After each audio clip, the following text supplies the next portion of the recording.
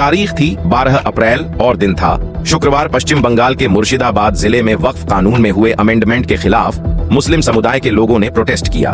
Protest हिंसा में बदल गया और हिंसा में 3 लोगों की मौत भी हो गई। मरने वालों में हरगोविंद दास, चंदन दास और एजाज अहमद की पहचान हुई है। इसके बाद पुलिस ने 150 से ज्यादा लोगों को गिरफ्तार किया। हालात इतने बिगड़ गए साहब कि 500 से ज्यादा ग्रामीण मुर्शिदाबाद जिले के धुलियान से मालदा जिले में पलायन करना पड़ा। ये लोग पारलालपुर हाई स्कूल में शरण लिए हुए हैं। पलायन करने वालों में ज्यादातर महिलाएं और बच्चे हैं।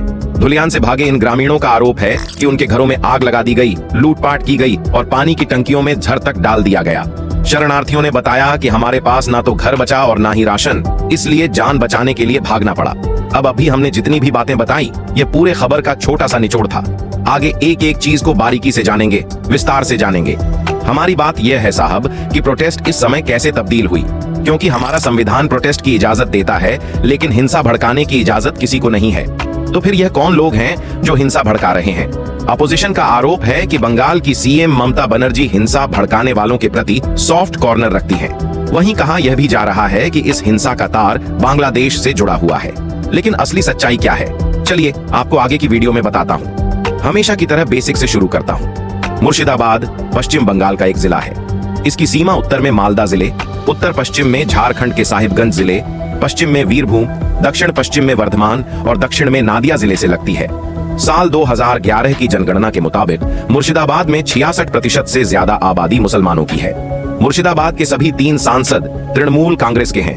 मुर्शिदाबाद के 22 में से 20 विधायक तृणमूल कांग्रेस के ही हैं।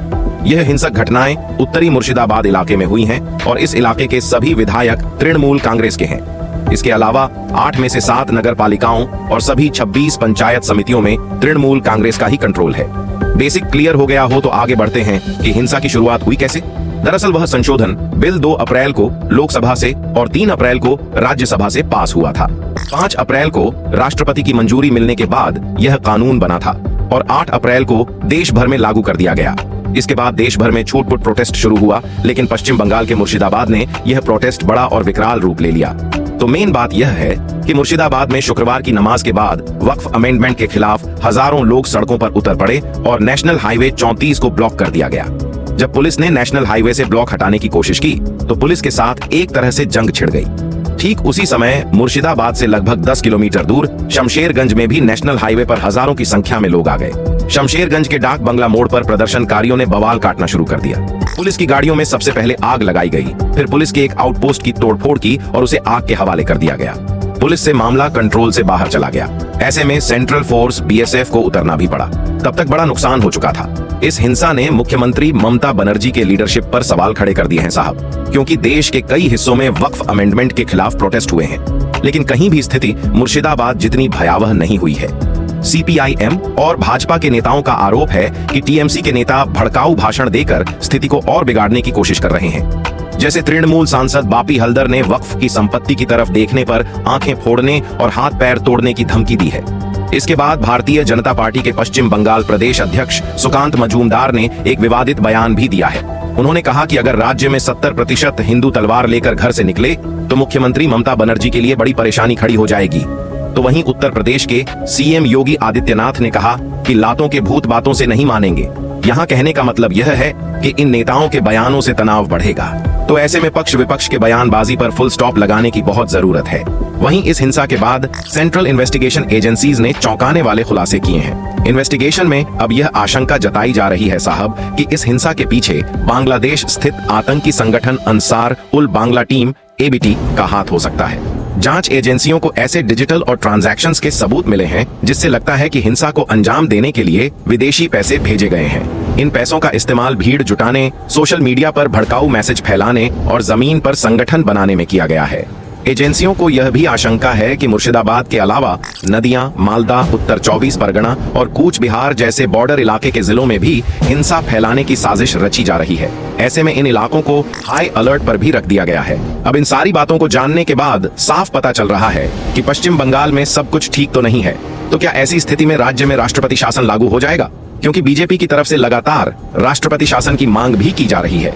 आइए पहले आसान भाषा में समझते हैं कि राष्ट्रपति शासन है क्या, संविधान कब इसकी इजाजत देता है देखिए, मुर्शिदाबाद में हाल ही की हिंसा के बाद बीजेपी का कहना है कि ममता बनर्जी की सरकार कानून व्यवस्था संभालने में नाकाम है। पुलिस ममता के कैडर की तरह काम कर रही है, लेकिन राष्ट्रपति शासन लगाना इतना आसान नहीं है। ममता की सरकार के पास विधानसभा में मजबूत बहुमत भी है, तो सिर्फ हिंसा या राजनीतिक विरोध के आधार पर राष्ट्रपति शासन लगाना बहुत मुश्किल है। राष्ट्रपति शासन के लिए कोई ठोस एविडेंस होना बहुत जरूरी है। बंगाल में हिंसा बढ़ती है तो केंद्र इस पर विचार कर सकता है।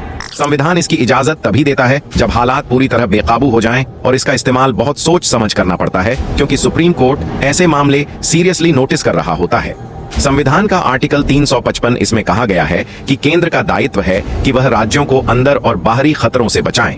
वहीं संविधान के अनुच्छेद 356 में राष्ट्रपति शासन का जिक्र है। इसको लागू करने के लिए कुछ कारण भी दिए गए हैं, यानी किस आधार पर किसी राज्य में राष्ट्रपति शासन लगाया जा सकता है। राष्ट्रपति शासन एक आखिरी प्रोसेस है साहब, लेकिन इसका दुरुपयोग भी हुआ है। 1950 से अब तक 100 से ज्यादा बार इसका इस्तेमाल हो चुका है। खासकर 1970 से 88 के दशक में राजनीतिक कारणों से इसका खूब इस्तेमाल हुआ है। सुप्रीम कोर्ट ने 1994 के एसआर बंबई केस में कहा था कि राष्ट्रपति शासन तभी लगाया जा सकता है जब कोई और रास्ता न बचे, क्योंकि यह संसद से लेकर कोर्ट तक मामला जाता है। तो सवाल है कि राष्ट्रपति शासन कब लगाया जा सकता है। देखिए, अगर राज्य सरकार संविधान के हिसाब से काम नहीं कर पा रही हो, जैसे कानून व्यवस्था बिगड़ जाए, सरकार बहुमत खो दे, तब राष्ट्रपति शासन लगाया जा सकता है। मान लीजिए किसी राज्यपाल को लगे कि उसके राज्य में हालात बेकाबू हैं, तो वो केंद्र को रिपोर्ट भेजकर अपने राज्य में राष्ट्रपति शासन की मांग कर सकता है। इस आधार पर राष्ट्रपति शासन लगाने की सिफारिश हो सकती है।